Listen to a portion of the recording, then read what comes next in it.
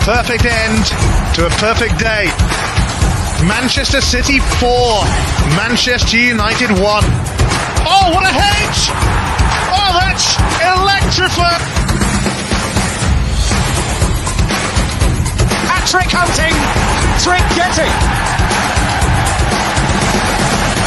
Still the appetite is there for more. Oh, it is sensational!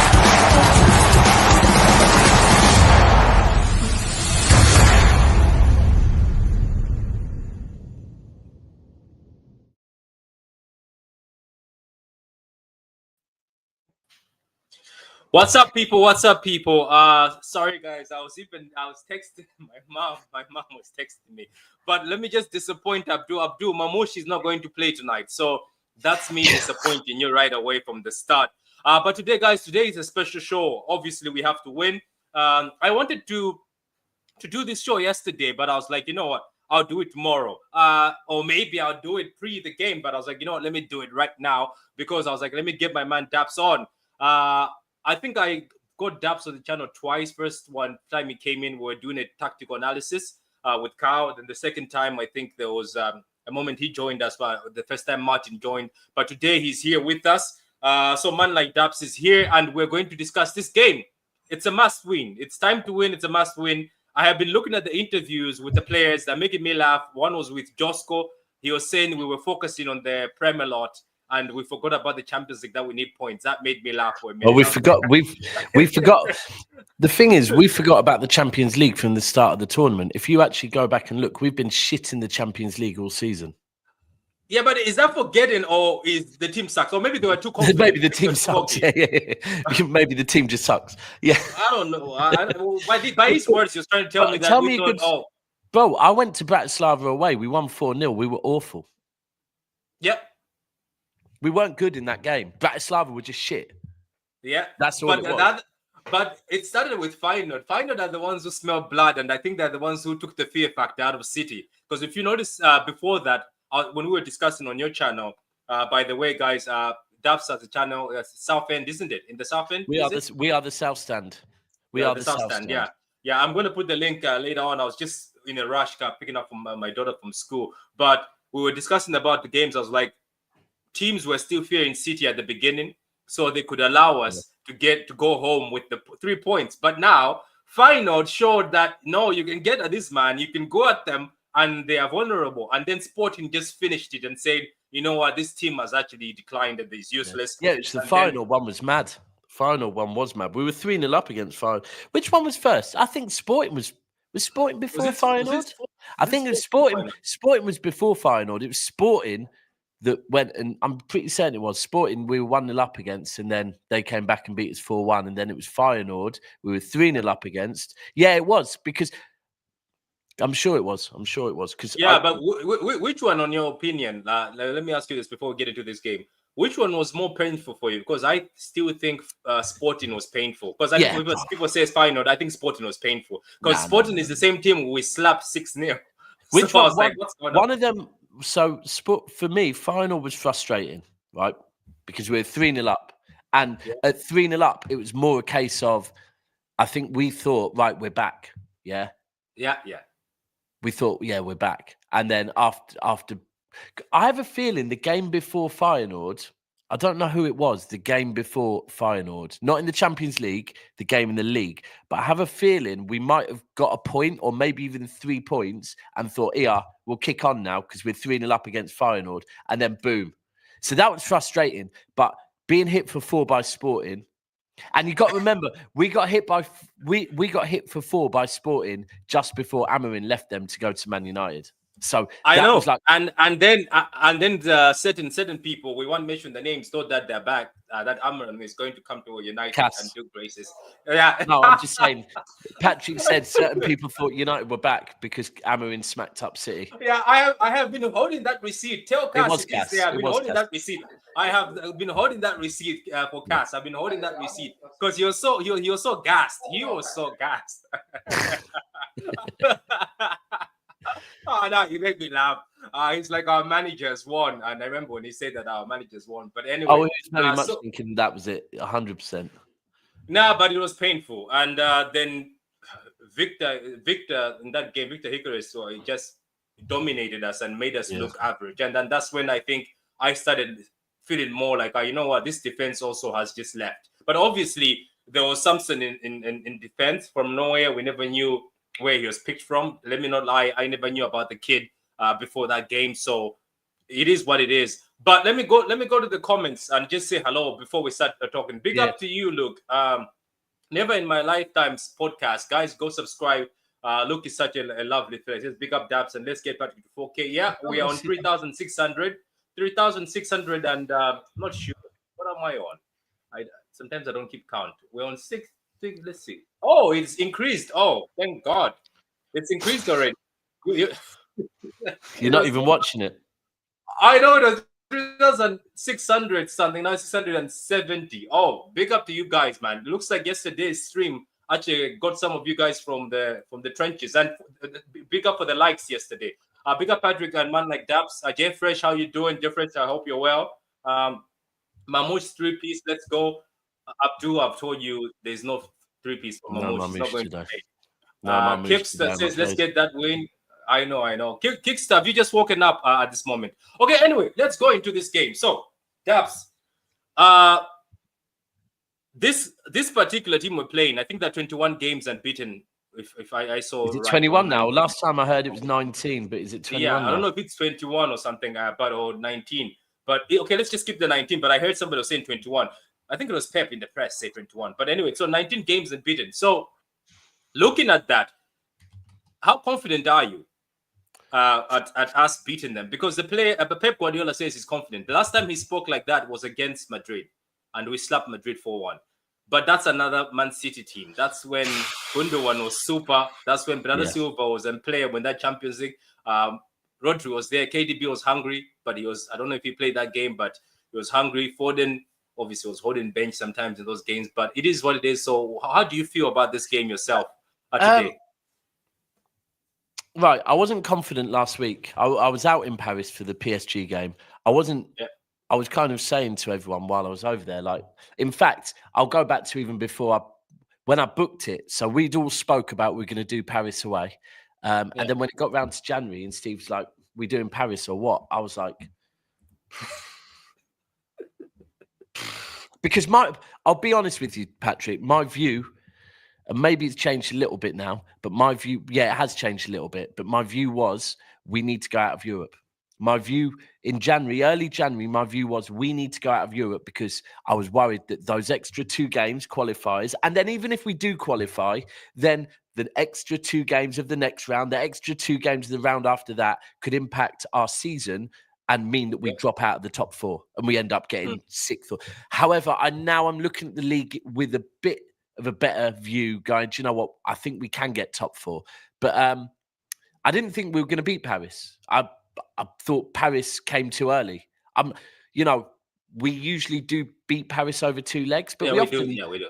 But we often do lose at Parc des Princes. So I didn't think it was going to be. I didn't think, but this one, I don't know. Tonight, I feel like if Pep is coming out with chest, I think that means that he can sense it in the players.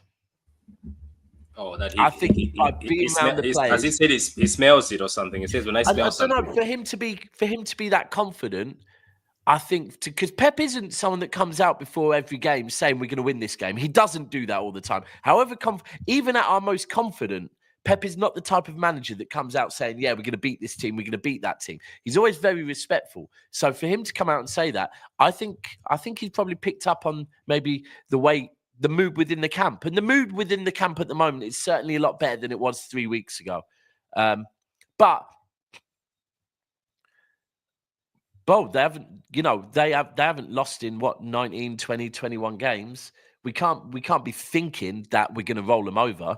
But I think it's interesting where they are because they ain't 100% qualified.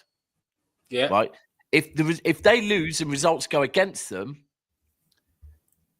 they could be knocked out tonight. So I think with them, they don't really know what to do. Do they come wait.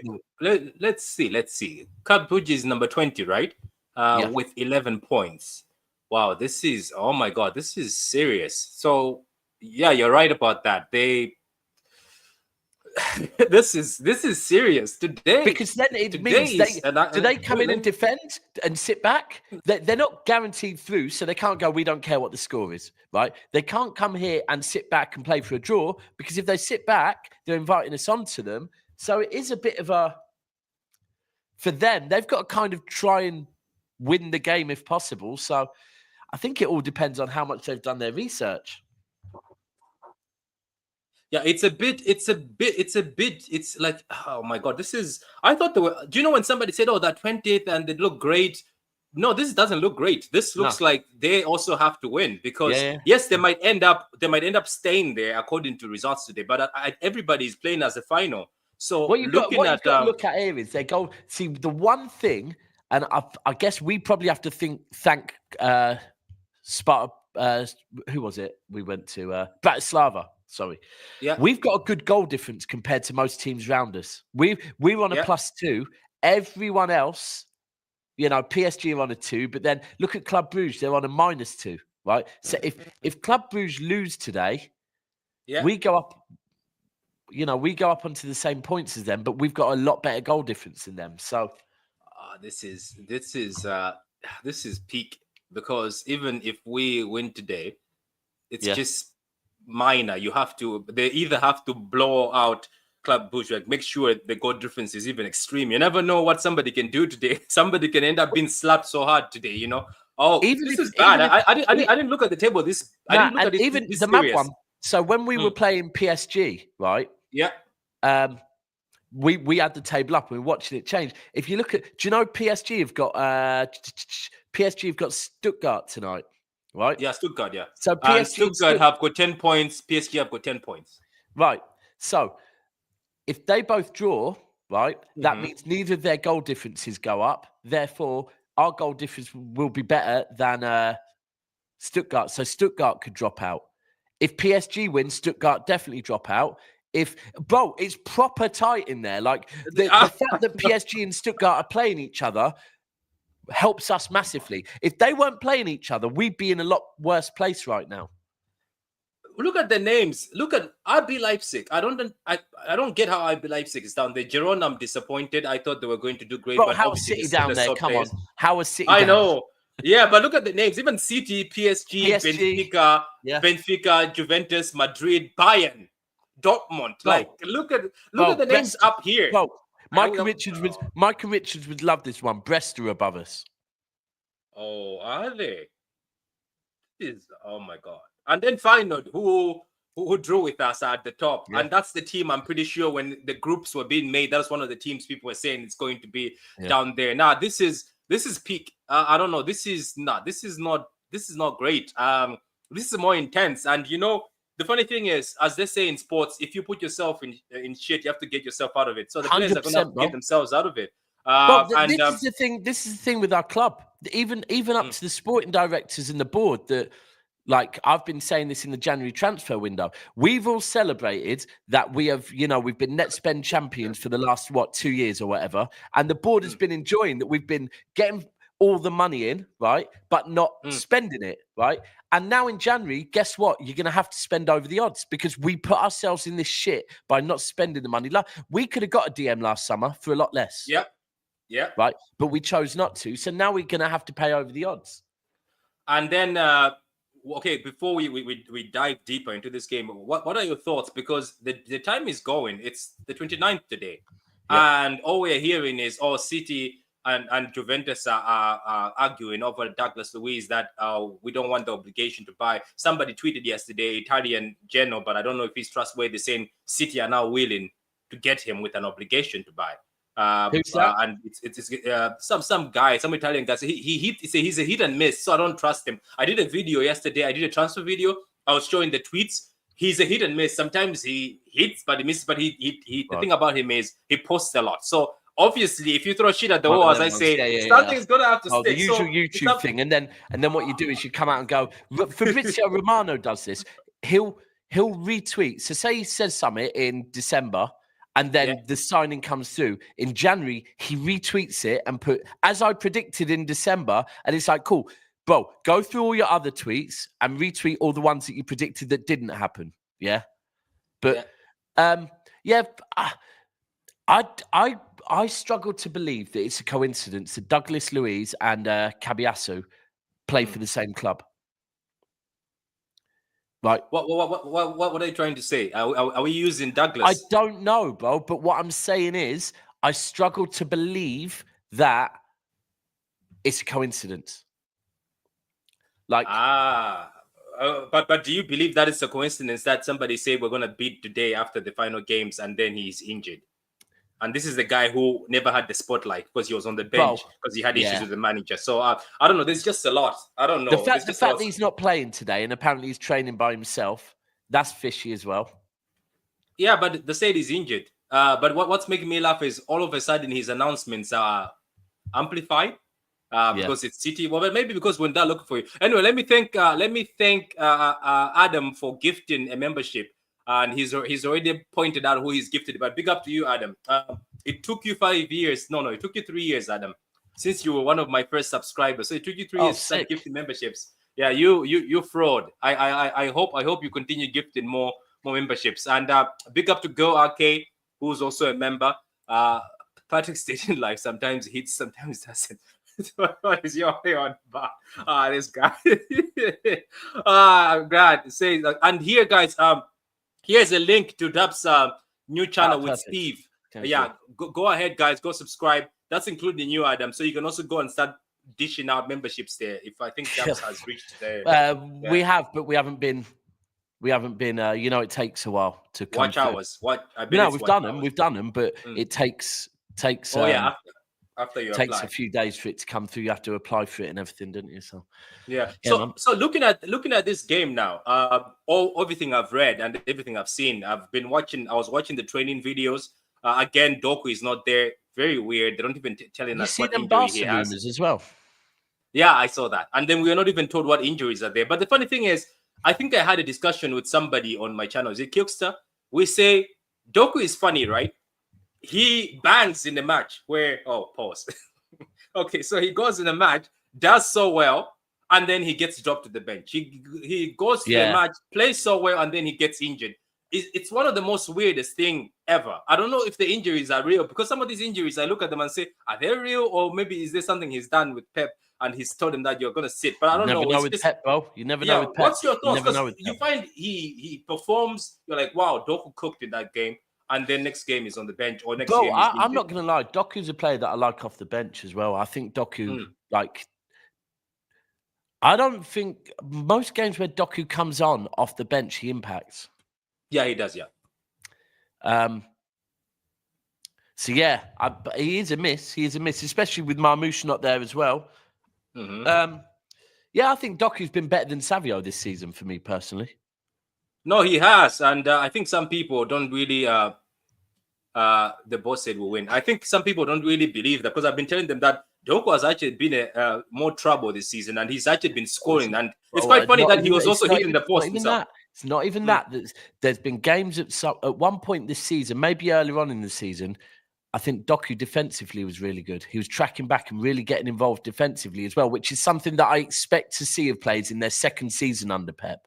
Because when Pep's asking that little bit more of them, so I think we'll miss Doku a bit tonight, but yeah, we will. Somebody says you are right. We haven't heard what the injury is, have we? Yeah, he doesn't say it. He's just saying he's unavailable, and they keep saying no, he's not available. So plus we can get Madrid in the next round. Yeah, I saw that. There is a possibility that all of us who are thinking can get each other in the next round. They need a positive result too. I will be watching the game with the candle on. Oh yeah, Africa style juju. Get your juju on. Get your juju on, man. Best are higher. That's table. What we need. Yeah, I need a 5-0 to be convinced we're back. I don't know. It's just with this team right now. As I say, don't get excited. Even if they hit this team 9-0, you wouldn't even get excited. Man City will fight and win today. For me, I won't be getting carried away until either one, we get a DM that I know we can trust, or two, I see Stones in a run of games where Stones is fit for a number of games. But I'll be honest with you, even with Stones fully fit, without Ruben Diaz, I worry about our defence because Ruben Diaz is That's the only true. one that leads our line. He really is. Prime example, right? And I'm not an Akanji hater. I think Akanji is good. Yeah, but he's been stinking. If Diaz was playing on Saturday against Chelsea, Diaz would have put that ball in Rosette. You're talking about the ball with Houston. Yeah, that's true. Akanji was there and he stopped. He stopped. If you think, right, so Kusanov has jumped up, gone to head the ball, missed it, had to land, swivot his body, right? So he's not in the ideal position to deal with it.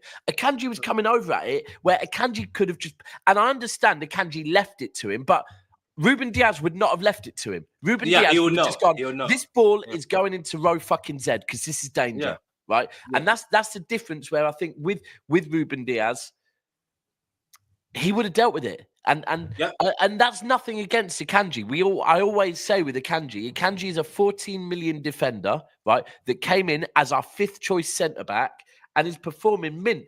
But he needs Diaz next to him. It's not even Diaz or Stones. Stones is no better at leading the line than Akanji, right? No, Stones is more comfortable and more composed on the ball. But the only person that knows how to lead the line is Ruben Diaz. And I think we miss Laporte as well. Laporte used to be able to lead the line. Laporte used to be like that. I remember, it's good you've opened the Laporte thing, because I remember Stones failed. Remember, Stones was given the keys that you lead the line. He failed, and then we brought in Laporte. And people were asking why Laporte... You're spot on with that. You know? People asked me this one time, and I did an analysis, I think I did with Carl, why Laporte and Diaz didn't work. It's, the alpha male thing. It's like 2 guys... 100%. It didn't work, and you could tell them against Tottenham. Do you remember against Spurs? They were all like, both of them were like, and Pep said they were not listening to each other. People they didn't listen to each other. Because if you watch Akanji and you watch Stones from the minute Diaz arrived at the club, you would see Diaz would be pushing Stones into position, and they knew their role. Diaz is the alpha defender. Stones is a ball carrying defender, right? Yeah. It's the same with Rio and Vidic. That's why that works so well. You need, in fact, same with Gabriel and Saliba, to be fair, that you need a balance. And I said it, bro, we must be on the same wavelength because I said exact same thing with Laporte. And you've got to think as well, when Laporte first joined City, I think Vinny was still at the club, but he was injured. Yeah. He was injured, and there was talk that Laporte would take over from Vinny as club captain, right? Yeah. Diaz joined while Laporte was injured, and Diaz straight away knew, he's going to be future captain. And I think... And his first season was too much. I'm pretty sure what Laporte was watching, I was like, remember, it was all the awards. Champions League, FA Cup, everywhere. He was defender of the tournament, player of the tournament, player of the season. I think Laporte was like, what? You know what I mean? 100. And it was... Do you know what? And this is where it's sad because both of them love City. Both of them, we love them. Yeah. And... like, I'm not going to lie. I was a huge Laporte fan. Like, he was good. He was good. Bro, we'll never forget that season when him and Fernandinho ended the season. When was it? 2021, I think it was. It was 2021. 2021, 2022, where Fernandinho and Laporte ended the season as a centre-back partnership. Fernandinho, 37 years old, and Laporte playing through an injury. And with the injections, isn't it? He did it with the injections, and Pep was like, we had to play with injections. Yeah, that's why. You know what? I knew what he knew what was coming. Like, it is what it is. It's sports. I remember even in my team there was a striker, and he left, went to another city, and then another striker came. And when he came back, he thought he could just walk back, but he knew that I think this is the guy now. It's not me, and he just. You find himself, he's like, I play for this school, but I can transfer. They used to allow you to transfer if you wanted at night. If you want to play for another school, you used to just get a report from your parents for ability. So it happens. If you look at Laporte as well, Laporte in corners was unbelievable. Very good on corners. Scored a lot of goals for us. Yeah. Laporte's passing through the lines, right? He could fizz a pass from defence, skip midfield through to a forward like Vincent Kompany. I think we don't have that anymore. I think we have. No, we don't. The only one we do have that when John Stones plays, but Laporte had that in him. Laporte could fizz a ball and just bypass the whole midfield. He was quick. Laporte was I still to this day think it is an absolute howler that no one in Europe wanted Laporte. I know. I thought Madrid were Insane. going to get him. I seriously thought he was going to Madrid because Yeah. it was embarrassing that he went to Saudi. And you know what's funny? The fact that he went to Saudi, right? Still came into that team, Spanish team, and was still looking like the best defender. Yeah, 100. So exactly. he still had the quality. I'm telling you now, if he's earned enough money over there, I'd love if transfer deadline day, City go and get him. Right? I'd love Laporte back at the club. He's one that we'd still get another probably 2 seasons out of him, maybe 1-2 seasons out of him. But it's what it is, man.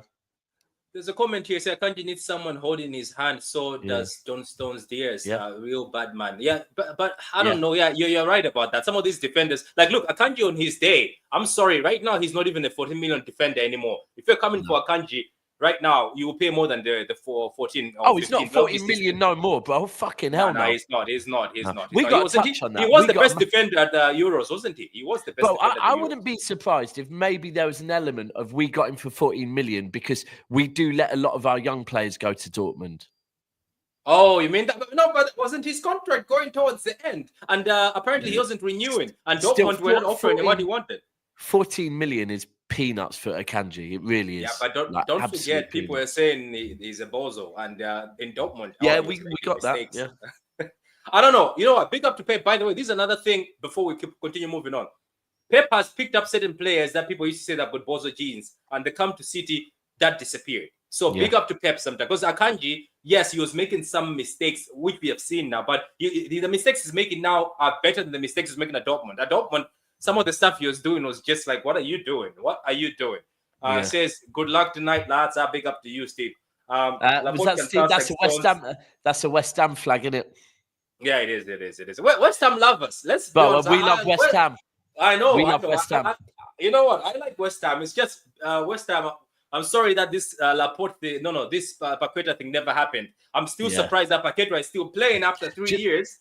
By the way, do you know what it is? Do you know what it is? So West Ham and City have always had this thing. Many years ago, like long time ago, City got relegated, and the West Ham fans came on the pitch. We got relegated. I think it was at Upton Park, and the West Ham fans came on the pitch and came across towards the City fans, and the City fans thought, right, it's about to kick off. And the West Ham fans started applauding the City fans, saying, you'll be back. Like, West Ham and City have got this. And that's why the season we won the Champions League, it was very fitting that West Ham went and won the Europa League. Because this City-West Ham thing it's not a joke. Like, it's a bit of a royal thing as well. West Ham, City, and Glasgow Rangers. I know. And that's why I was disappointed with that. Because I think it was already locked in, that Laporte deal. And then on Betway went and snitched on the player that was onside. You know what? Paqueta, man. Paqueta would have been so good at City as well. He could have. And he could have solved a lot of issues. Hey, Patrick, what time there, which the game will you watch? Okay. What time the game is? Okay, that's what you're asking. Yeah. It's at around 8 o'clock, if I'm not sure. 8 o'clock is when most of these games get played. And I'm very happy because this game is going to be shown on Virgin Media TV, which means that I'm not behind. I hate and despise a goal. I can't resist. I'll put live score still because I still don't want to be behind. I know some people don't want to put live score. I'll put live score. There's one game back. I think it's when we played Tottenham in the Champions League, right? Second leg.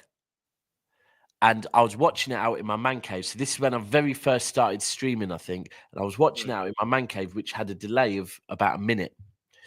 And there was one point where in that minute, Tottenham scored and City scored. And everyone's commenting in my group chat. And I was like, can you lot all just please stop commenting? I'm 2 goals behind you. Not 1 goal, 2 goals behind you. You were 2 goals behind? Yeah, when we played Tottenham in the Champions League. I think it was something like a 3-3 or a 4-4. But I tell you what, though. Tonight's huge, bro. Tonight is...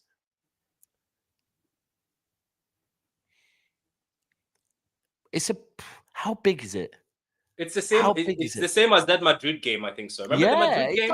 We had to beat them.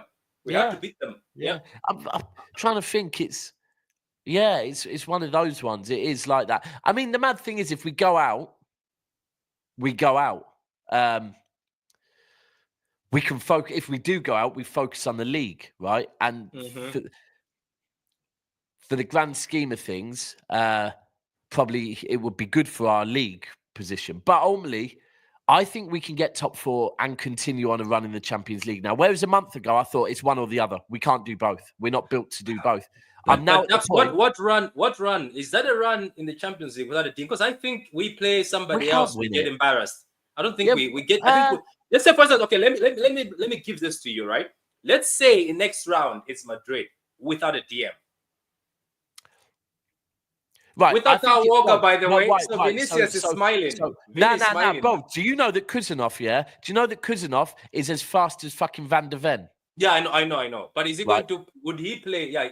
Bro, I think I'm here pushing. I want to see Kuzanov at right back.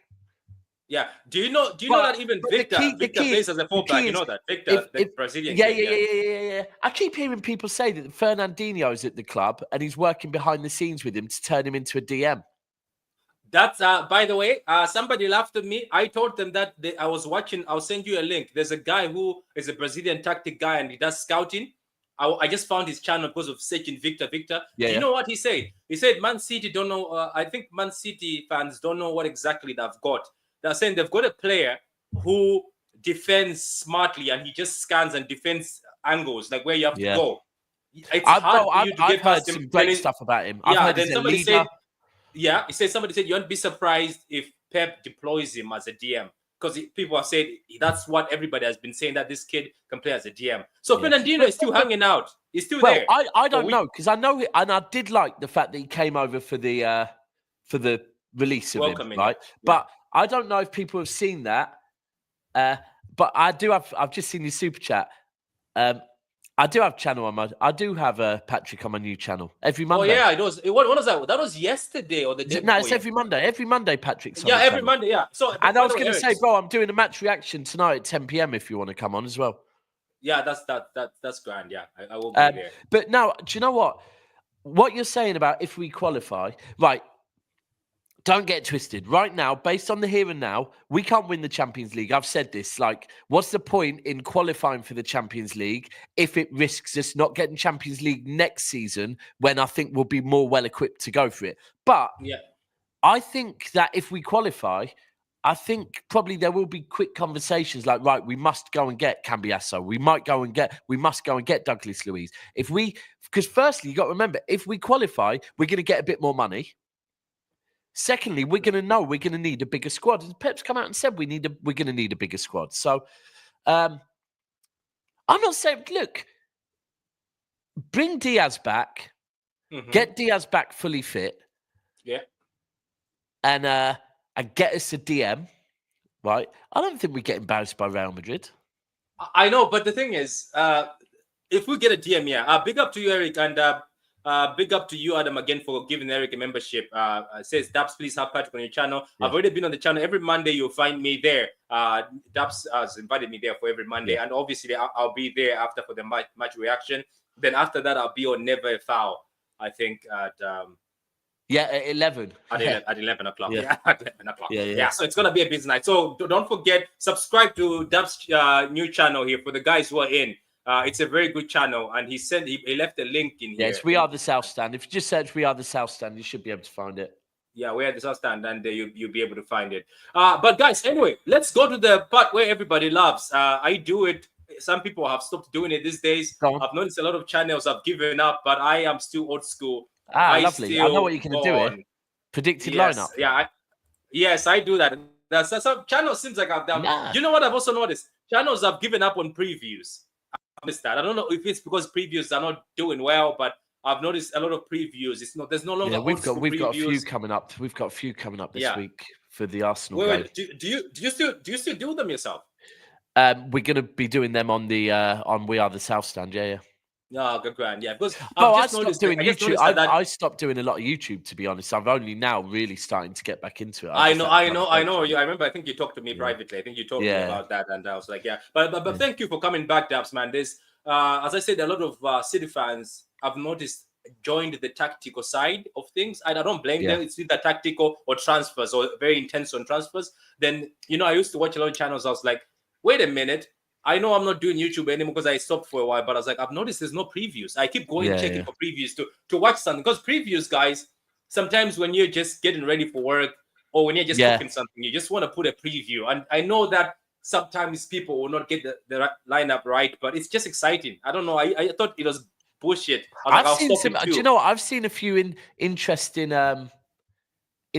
lineups on Instagram of what people think we might go with. So, so let's go on with ours. So let me ask you something, right? Which because I like talking to you, Dabs, because it's easy to talk to you. Like you it's not like one of those things there where some people come in and it's like it's a script, but it's easy to talk to you because you just you can talk well through the whole thing. But let me ask you one thing: this Ortega and Edison thing, it looks like it's switched back to Edison. I think Pep has seen that, yes, Ortega can save goals from me, but he sees that Edison, now people are pressing us, and maybe I still need Edison. But is it about that, or was he just given a punishment to Edison? Because I think he was given a bit of a punishment that I you think wanted to go Saudi. I don't know if it's a Saudi thing. I think, look, I can tell you now, I got told very early on, maybe even before. I got told really early on in the season, way before we started crumbling, that things weren't right behind the scenes at City, right? Yeah.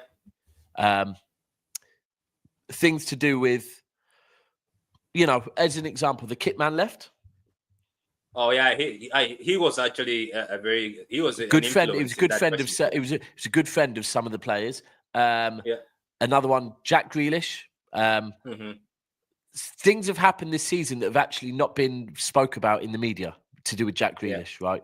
There's a reason why Jack Grealish, I think Pep's had it with Jack Grealish pretty much. Like, because Jack Grealish has had more, and I'm not talking, by the way, about his performances, because I think Jack Grealish's performances when he plays for what Pep wants are spot on, right? For what Pep wants. Let me be clear. Not maybe what all fans want, but what Pep wants. But off of the pitch, Jack Grealish's performances have not been what Pep wants. And he's been given more chances than I think Pep would give any other player. And I think that's kind of come to a boil. The overall atmosphere around the club, I think Rodri probably that impacted. And the other thing is, when you start losing games, as a manager, right, if you underperform at work, your manager will speak to you differently to if you're performing well at work. It's just a matter of life. And I think that's happened as well.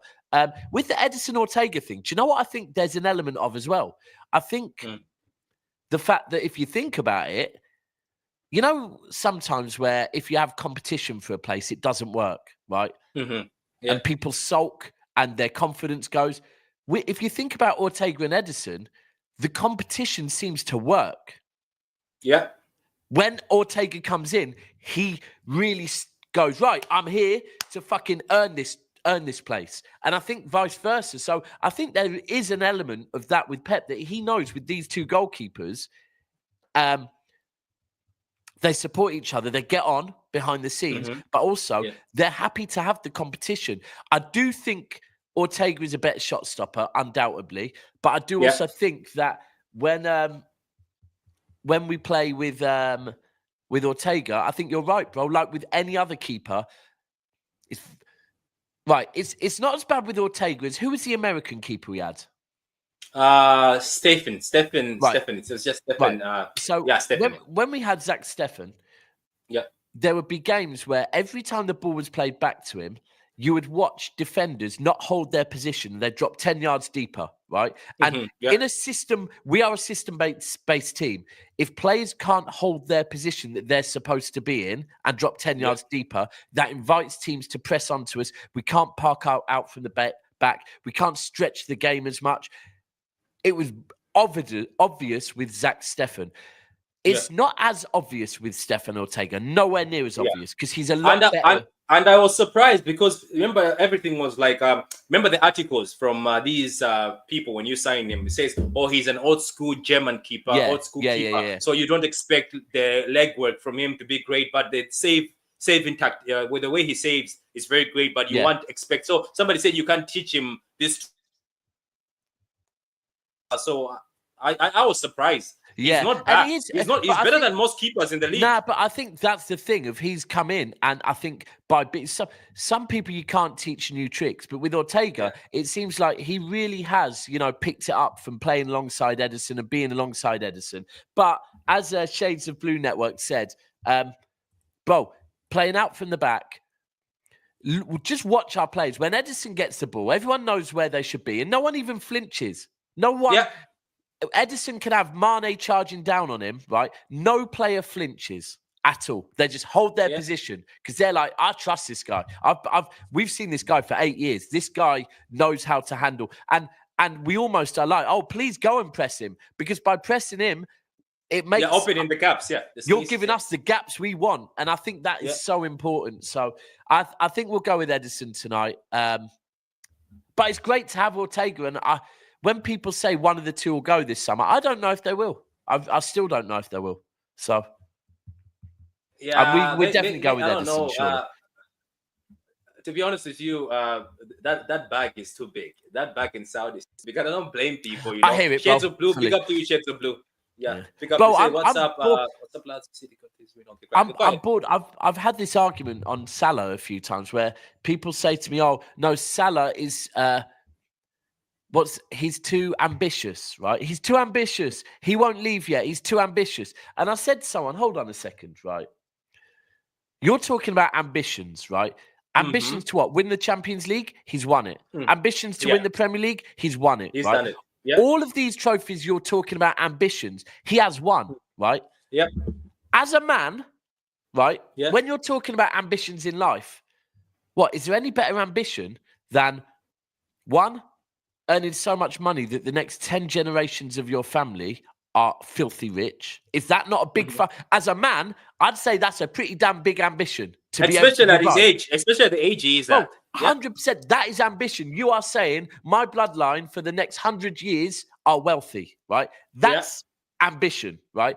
Second ambition. Do you know what? I've lived the football life. I've won everything I can. Now I want to go back to where me and my family can be comfortable living our religion as we want to live it. Is that not ambition, right? It is. It is. Bro, living a happy life. Thirdly, I want to go to a country where I am going to literally be treated like a king. Is that not ambition? So everyone always, bro. So I'm with you, bro. The money that Saudi is offering, it would turn anyone's head.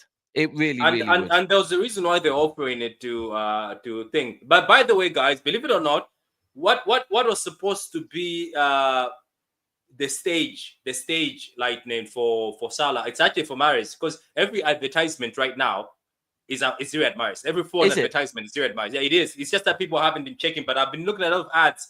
Even when you're watching the games and you're watching BN Sports, it's always Riyad Mahrez in the ads, advertising anything. So I think Salah would have been bigger because Salah was bigger. Though I told people that in Africa, they respected Riyad Mahrez more because of some of the carrying he was doing. So because of after AFCON, they will put Riyad Mahrez up there. That AFCON Salah missed will forever haunt him. So looking at this now, let's go to this line now. Right back. Right back. Is it Nunes? Lewis? Yeah. I reckon it's going to be Nunes again. I think Nunes has probably done enough to deserve it. He has become better, hasn't he? Because in that Chelsea game, he started badly, but he improved. And I think it's like he actually started looking like it's like that position, the way that we played against Chelsea in particular, where look, Nunes and Vardy were basically wing backs. They weren't right and left backs. They're wing backs. And maybe wing back position suits Nunes, and hopefully he can get some confidence there. I don't want to see him long-term play as our right back, I'll be honest with you. But don't forget, when we bought him, do you know what Pep said? Oh, he's strong enough and fast enough to play as a left back or right back or a winger. I knew what was coming. I was like, I know. You know the funny thing about Pep? He's the only manager in this world who can buy a defender, turn him into an attacking midfielder. Wow. He can buy a guy and just turn him into something if he wants. Don't forget Fabian Delph. Fabian Delph was the midfielder. This guy turned guy in one of the best left backs out there. So Zinchenko was a central midfielder, not a DM, a central midfielder like Fabian Delph, right? Or attacking left winger, or attacking left winger. Or an attacking left winger. That's what I'm saying. And he goes, exactly. So Oh, He said you're not fast enough. Remember, that's what he said in the press. Yeah. He said the kid is not fast enough, but he's talented. So what about the centre-back pairing? I'm pretty sure John Stones, because there's nobody else now, isn't it? And obviously, as John Stones is playing this game, we're all going to be praying and hoping that John Stones finishes the game, because if he doesn't finish the game, it's peak. Next to John Stones, I'm pretty sure it's Akanji. Unless you're. Do you know what? Someone unless said to. Well, the only thing is, someone said to me the other day that I don't know. I haven't watched his press conference, but I heard someone say that Pep said Vardy might play centre back. So who plays left? Akanji or Rico. Remember Akanji played left before and he was very good. He played against Liverpool once. I'll be honest, bro. I'm going Akanji and Vardy. But I'm just saying, apparently Pep did mention Vardy playing as a centre back, but that could have been after Vardy's performance against Chelsea. That might have been Pep just being cheeky. Yeah. Because I don't know. He's very good as a left back at this point in time because we don't have much. So he didn't look good when he stepped in as a centre back. However good he previously used to be as a centre back, Vardy hasn't looked good when he's been playing as a centre back for us. So. I'll have him on. I know. I think I've noticed the same thing, but I'm pretty sure in due time, because he's young, in due time, that is his position, isn't it? Yeah. Sure. Who knows? Well, maybe someone said to me the other day, he's too good to be a centre back at this point. He's too good going forward to be a centre back. I think but he is. It was Cass that said it. Do you know? Cass is right. He's also good enough to play as an attacking midfielder. That's how good he is. He's good enough. Even the passes through the line he does, the ones he does as if he's David Silva. And that dribbling he did that day, if he scored, come on. If that was a striker, we're clapping hands. If you go and look at Vardy, when he was like younger, playing for Leipzig and playing for Croatia, and to now, Vardy, not only the style of play, but also how he even looks. Yeah, he's a completely different player. Like he's grown his hair longer. He ain't got the mask no more. And now all of a sudden he actually looks like a winger. He does, and it's Pep Guardiola. As I said, Pep can buy a striker and turn him into a defender. This guy didn't he turn Mascherano? Pep, don't change Marmouche. Wait. Mascherano was a defender. No, was he? He changed Mascherano to something. No, he was a DM and he turned him into a centre back. Yeah. And do you remember that game where he played Yaya Toure as a centre back? Yeah, still won the game. One of the greatest games, if you're a fan of old school DMs, I ever watched was Argentina v Holland, right? And it was Mascherano as a DM for Argentina and Nigel de Jong as a DM for Holland, and it was just two performances of absolute brute force as DMs, just crunching everyone, right? And just breaking everything up. But that was when Mascherano was a DM. Then you're right, he went Barca and he got moved into the centre-back role, didn't he? Yeah. It's just Pep Guardiola is a genius. So what about that's probably why he didn't like Yaya, because he couldn't change Yaya. Yeah, but Yaya did well as a centre-back when he played. But it's just that that was a Yaya, that was a slimmer, faster Yaya and more ambitious Yaya. Not the Yaya who was too relaxed at City because he knew nobody. I think in midfield we're going with Cover. Yeah, so Kovacic. No, Kovacic has to play. And you know what? This Kovacic guy, he's been underrated. As bad 100%. As obviously sometimes he's been underrated because let's not forget, he's been asked to do more defending as he ever been asked in his life, but he's been doing well. And I think without him, the team actually looks weaker. We remove Kova, team is weaker. Is Bernardo Silva next to him? I have a feeling. Let me just tell you something. I have a feeling that knowing Pep Guardiola, he'll start Gundogan and Kova with KDB in the middle, and he'll put Silva as a winger and Foden. Just watch, because it's a must-win game. Do you know what? I think he's going to go. I think he's going with Bernardo. I think now what we're seeing is exactly what we should have been seeing from the start of the season. Gundogan's not a starter for City, right? When Gundogan agreed to come back to City, he didn't come back as a starter, but we've been seeing him as a starter because remember Kovacic was injured for a period, right? Yeah, that is true. For me, this is what we expected to see of Gundogan this season. A player off the bench. And if you actually look against Chelsea, Gundo didn't start against Chelsea, did he? But he came on, and when he came on, he looked good. And that's what I expect to see. No, he started, but he was masked this time because there was no KDB. There was Oh, sorry, no, he started, but it was Silva. It was KDB. So the yeah, thing is, yeah, I think it works out for Gundogan when there's like somebody like Silva and yes, sorry, that's it. doing But work. the main thing is that's what I would expect to see from City for the rest of this season. I think Gundogan and De Bruyne will rotate because they're both 34 years old. They should rotate. I know. And that's the thing. So I think now we will start seeing less of Gundogan, but we go 2 goals up, and Gundogan's a great person to come on when maybe Bernardo or Kovacic are a little bit tired. So he usually takes out says Patrick, Man City need to get Edison. Atlanta are open to sell. Yeah, the rumors are that they're open to sell because now they're out of the title race, but I don't know if that's true. I don't know if City are willing to pay the money as well, to be honest with you.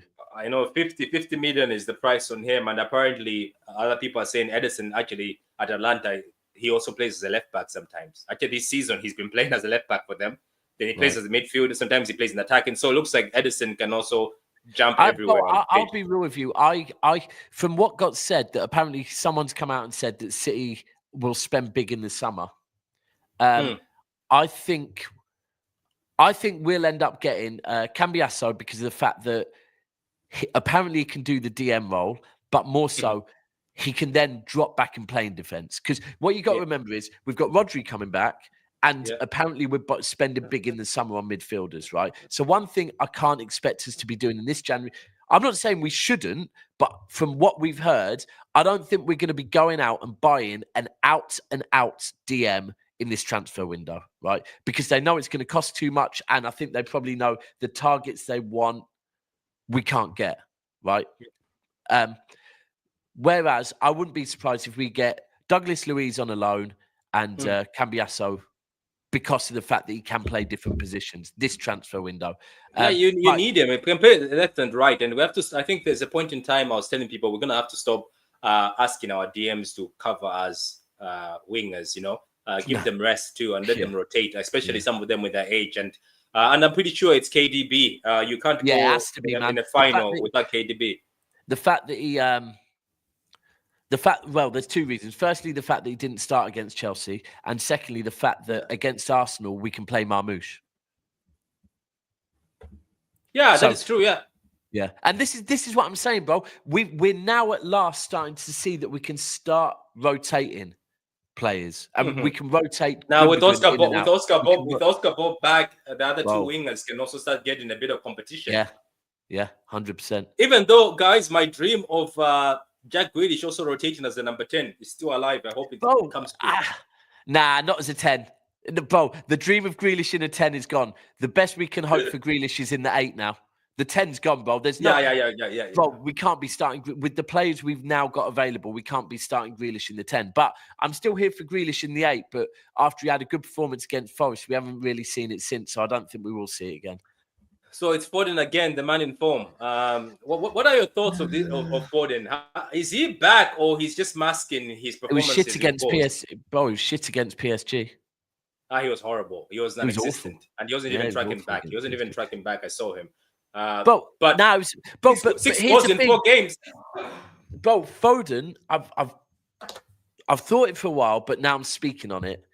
Foden, has come up knowing the City system, right? And the City system is the best form of defending is keeping the ball, right? Yeah. Think about Foden for England, right? He's fine when we've got the ball. When we don't have the ball, Foden looks like a headless chicken. Now, in a Southgate system, the minute we score 1 goal, it's sit back and defend. Foden looks shit. Yeah. Because he doesn't know how to. I watched him during the Euros, and I really didn't comment on it because I'm one of these City fans that doesn't want to put a spotlight on someone that's already on one of our own. Like, there was enough spotlights on him already, but Foden going forward's fine. But I was watching Foden when we were defending. He hasn't got a clue what to do. He doesn't know what players to stay with. He hasn't got a clue defensively. And I think we saw that against PSG. He doesn't know how to stay with runners. Defensively, Foden is really bad. So it makes sense. It makes sense that even though the time when Foden was always playing as a winger, Pep used to take Bernardo Silva as a winger in big games. in the Champions League. Remember, Bro, like again, the PSG game. think Remember, about it. remember the not the PSG. The Bayern game. It was Bernardo Silva, and he obviously he cooked Davis, and then the Madrid game was Bernardo Silva, because Bernardo Silva can help in tracking back. Yeah. Do you know what it is as well? Foden is. What was I going to say? What was I going to say there? God, I've just completely been thrown on Foden. I saw something and it. Right. Sorry. That's the other thing. Sorry. There's another thing. Freedom. There's another thing. No, there's another thing that Pep teaches players. Right. So, firstly, the best way to defend is to not lose the ball.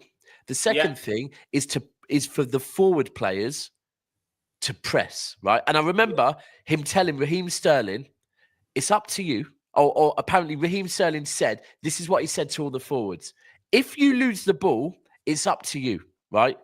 You can either run 2 yards forward and win it back, or you can run 20 yards backwards and win it back." I know which one I would prefer to do. And what he's talking about is pressing from the front. Now, again, Foden pressing from the front is really good. Yeah. But Foden tracking back is awful. And it's because he's been taught by Pep. One, don't lose the ball. Two, if you do lose the ball, win the ball high up the pitch. Press high, win the ball high. So Foden's great at that. But defensively, he's not it. He's not it. So, however, saying that, I think based on the fact he will start tonight. I think he should start tonight. He was starting because that's one of his goal scorers. Because Mamouche is not playing, so this is one of his goal scorers. Because if you look at the other people, they haven't been scoring much. Foden, he is a second striker, nothing more and nothing, and nothing more, nothing. He is not creative. He's not. He's a number 10 or cam. He's not a number 10 or cam. No, I think he's a 10. He's a different type of 10. Bro, I'll be real with you. I've been at peace with this for probably close to a year now. Foden is a system player, right? Foden is the biggest definition to me as a system player. Now, you get him in the right spaces. But let me ask you this now. Very particular. Was he a system player or he's been made into a system player? Bro, was he though? Because he was free when he was young. He was free. Bro, when he was young. No, he wasn't. No, he wasn't. Bro, go and watch his first ever game for Manchester City. He was doing the David Silva role where he's just done offering people outlets, forming triangles all over the pitch, right? Foden, from this high, has only known the Manchester City system. For the last 10 years, he's only known the Pep system. He's a system player. Put him in the right system, put him in the right position, in the right system. He's one of the best players in the world. Technically, he's gifted, absolutely gifted. But I do hear it on the creative side. He's a system player. And that's not... no, there's nothing wrong. There's nothing wrong with being a system team, and there is nothing wrong with being a system player. Let me ask you. So you're telling me that, let's say, for instance, Phil Foden goes to that Chelsea team, so he doesn't do what Palmer does. No, I don't think. I don't think he does. Freedom. Bro, I'll give you the perfect example. One of Cole Palmer's first goals he scored for Manchester City, and this is where I knew he was different. Was it was in, I think, the Carabao Cup, right? Yeah, and he got it to the corner. And bro, they were same pass. He had to pass to KDB or something. Yeah. He had KDB on the left. He had Mahrez on the right. Both of them screaming for the ball. And Cole Palmer goes, "Nah, man," and put it in the corner himself. Right. Yeah. Foden would not do that because Foden has been taught by Pep. And there's a reason why Cole Palmer left. Cole Palmer didn't get on with Pep. Why? Because Cole Palmer wanted to play that. No, I trust myself. I back myself. Bro, it's very different, right? If you look at, sorry, not to get too deep. If you look at the royal family, right? You got Prince William and you got Prince Harry, right? Yeah. Prince Harry does whatever the fuck he wants. Why? Because he's never going to be king, right? Yeah. Prince Harry sticks to all the rules because he knows if he sticks to all the rules, he's going to be king of the country. Phil Foden knows he has to toe the line at Manchester City. Why? Because if he toes the line at Manchester City, he's one of our highest paid players, will probably one day be club captain, and he's Mr. Manchester City. Cole Palmer is a Manchester United fan that's come up through the academy knowing I will never be above Phil Foden. So guess what? I'm going to do what I want, and I'm going to play football how I want. So, but saying that, we're talking about today's game. Foden will start. He will. But it's good to give people a bit of background on all this, because I was watching that. Okay. Look, at the end of the day, this is what I told people.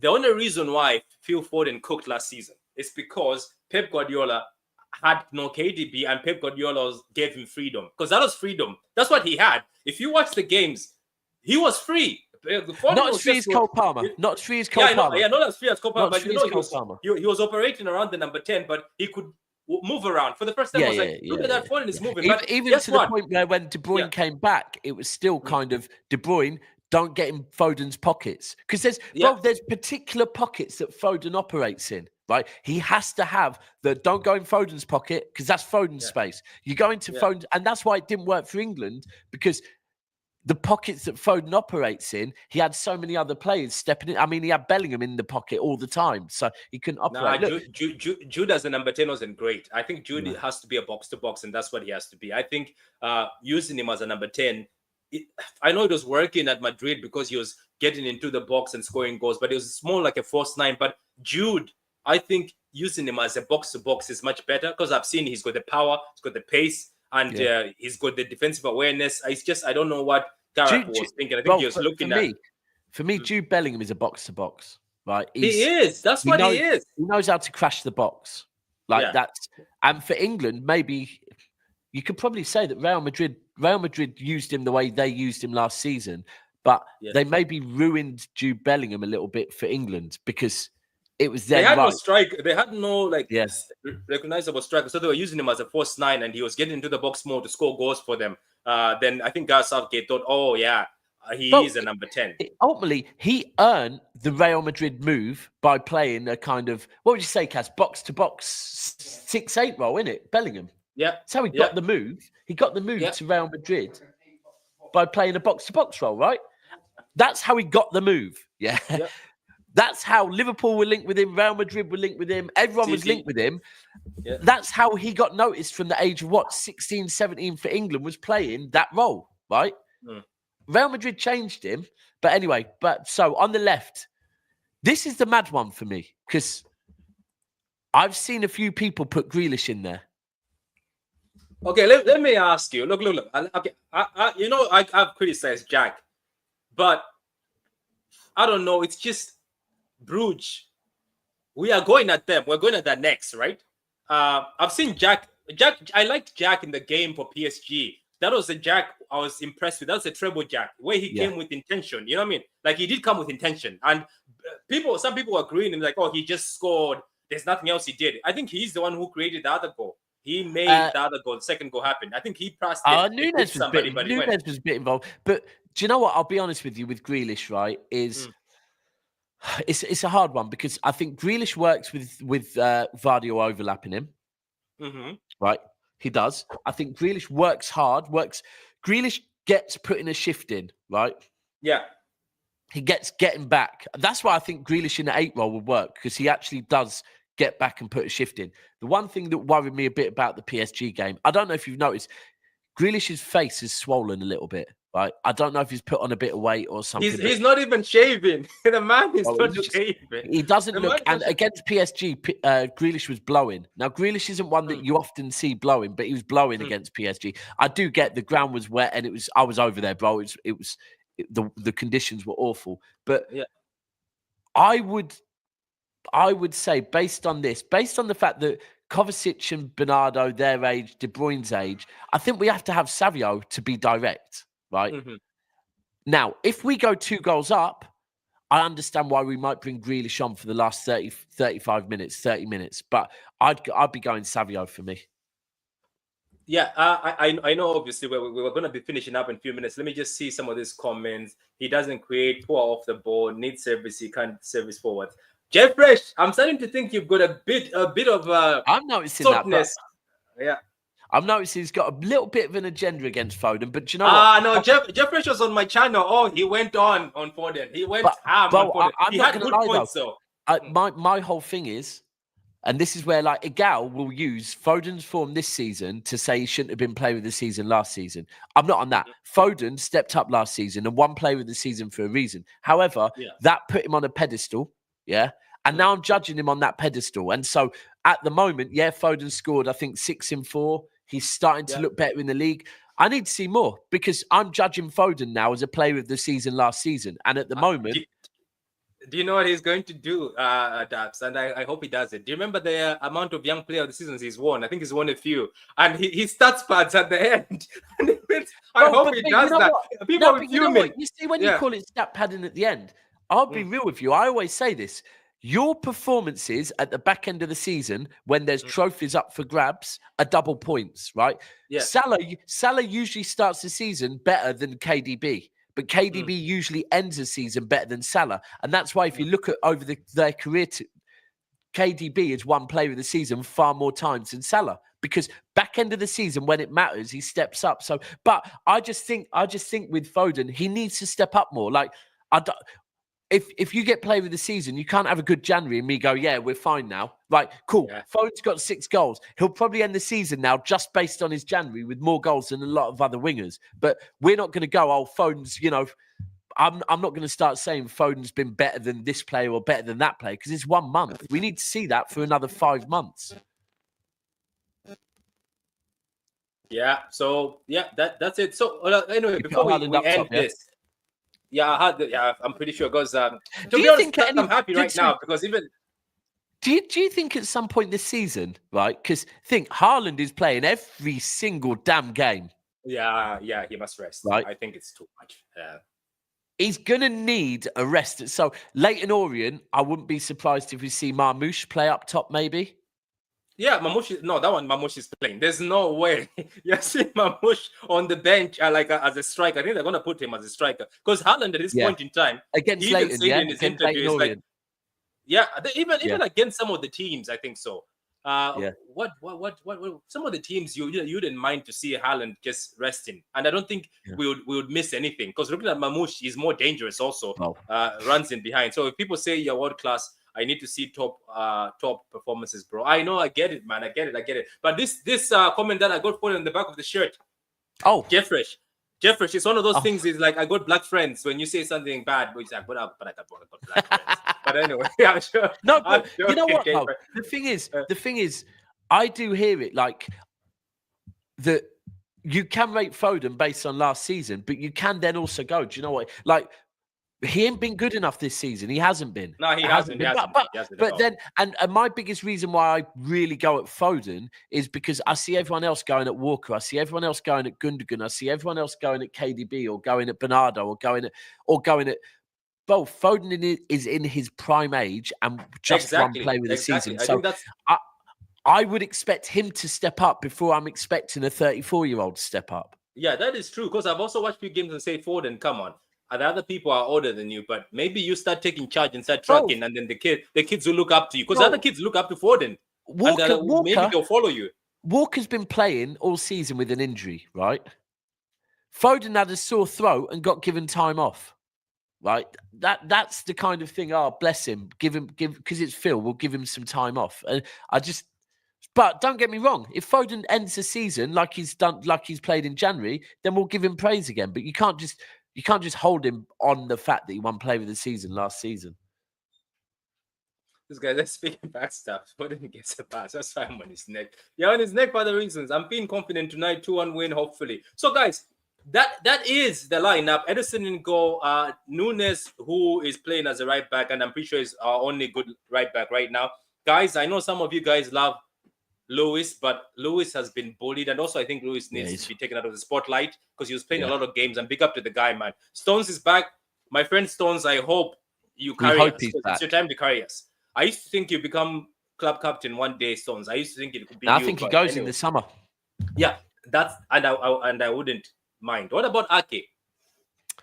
I want to keep Ake, man. I think Ake's mint. Talking business wise. We're talking business wise. If you're a business man, I don't think we get enough money for him.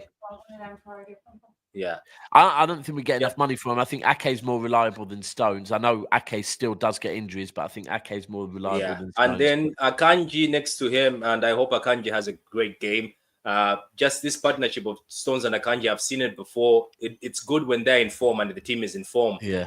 But when the team is not informed, they seem to not be able to control that back line. Because, to be honest with you, Nunes is not a defender. So sometimes you need to tell him where to stand. I was pissed off. I shouted at the TV, Dabs. I shouted at the TV. And my daughter was asking, why are you shouting? I was like, there's a man free at the back. When What the Neves was third free. goal? Oh, bro. The goal, yes, No. I was like, oh my God, I it's was in going the to go in. Bro, do you know Imran, who we were with on Monday? Yeah. Who was on the show on Monday. So I was sat next to him at the PSG game. And when Stones came running on the pitch, obviously they're about to take the free kick. I was going to Imran. Look at Neves. Look at him. Look at him. No one is picking him up. And he went running in and scored. And I was like, how could? And the truth is, I think someone pointed it out in the comments after the show. Edison should have picked that up. The one player that is the keeper that can see everyone. Edison should have picked that up and put someone on him.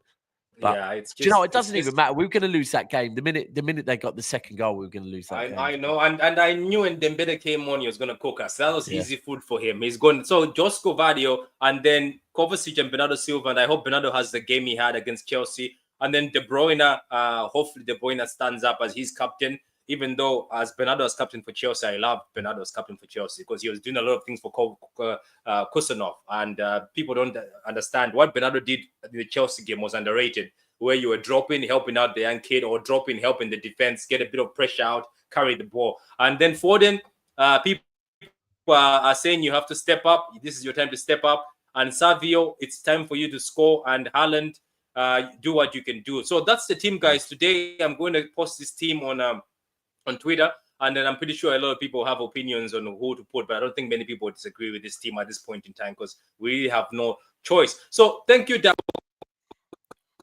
So Daps, do you want to tell the people in the comments what shows you have and just tell them your channel and what shows you have coming on so they can know.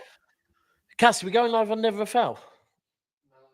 No, we're not. Right. So, okay. Tonight we have on We Are the South Stand, which is myself and Steve's new City channel. At 10 p.m, we will have pretty much instant match reaction. So that's 10 p.m. tonight. Patrick's going to be over there. Got a few other Blues coming on.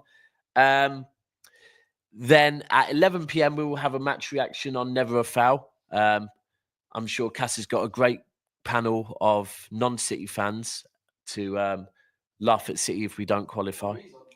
Patrick's on as well. To abuse us. And that's what he's looking for. I'm pretty sure he's preparing. Yeah, that's what Cass is up to. I know he is. And then tomorrow on We Are the South Stand, we have what we have. So we have a show. We're going to have upload drop in with Dan Potts talking the Arsenal game. Myself and Dan Potts. We will have an upload dropping of myself and Troops and maybe Big Steve. And then we will have a live with MCFC lads. And then on Friday, we have got 2 lives, one with Turkish from Big Six and AFTV, and then one with Lee Gunner, who everyone knows. So, yeah, busy couple of days for the club and us. But tonight's just massive, man. I don't know. It's mad because, like I said at the start, I wanted us to go out of the Champions League, but now I'm up for tonight and I don't want my European Oasis season to end with just one. I know I also wanted us out, but at this point in time, it's about pride. When you get here, you really don't want to get out because yes, you'd rather get out in the next round, but you don't want to get out in this one because I think it's everything that's depending on it. And I hope the guys step up, and I think they will step up, and hopefully. Club Brugge don't come and decide to become prime Barcelona or prime Madrid and then dunk on us, on stage. We have to think it's not going to happen. Any score predictions? Because in my mind, all I keep seeing is 3-1. And Brugge score first. And I think Brugge score first. That's what I think they score, bro. I'll be honest with you. I see them scoring first as well. I think 2-1 City. 2-1 City. So, guys, 2-1 City from Dabs and 3-1 from me. Guys, in the comments, when you're watching later on, let me know what you think, and then you can catch me on Dabs channel and then Never Foul at 11 o'clock. Guys, appreciate it, and thank you very much, Dabs, for coming in. And no problem. Anytime you need me, I'll be here. No, it's all cool, man. As long as it's not late at night, in fact. So I'll be honest with you. Yeah. Nah, those late night ones are difficult. Some people who call you for 1 a.m. I told some guy from America, I was like, nah, I can't make 1 a.m. I'm sorry. And I think I've only made 1 a.m. One American channel. And I was there. There's a Man United channel. Cass loves them ones. Cass loves them. Cass loves these midnight shows, man. These midnight shows. Yeah, when he wrote to me saying, are you available at 10 p.m.? I was like, do you mean 10 a.m.? It's like 10 p.m. I was like, this Cass will start a show at 2 in the morning. Has he done 2 in the morning before? Oh, he's done. Cass has done. I think Cass has probably started the show at 5 in the morning before. I wouldn't be surprised. Probably did. Probably watch long. The man works hard anyway. Big up to Cass, guys. And wait, but by the way, Cass, is his channel still going? Because I used to have Cass's channel's still going. His channel's still going. It just means you haven't watched it recently, so it's popped down the algorithms, maybe. Cass, what is it? Cass Talks? MUFC Cass. MUFC Cass. No way. I was wondering, I was like, has the man given up already? I was like, he doesn't look like a man who gives up. Anyway, big up to Adam before I go for giving that membership, and big up to you, Eric, for that €5 super chat. And guys, subscribe. We're trying to get to 4K. At the moment in time, we're on 3,600 and something. I don't know. I'll check it later again. But I appreciate it, guys. I appreciate support. Like the video, and I will see you next. Wins tackles! Title winner! Perfect end to a perfect day. Manchester City 4, Manchester United 1. Oh, what a hit! Oh, that's electrifying! Hat-trick hunting, trick getting. Still the appetite is there for more. Oh, it is sensational!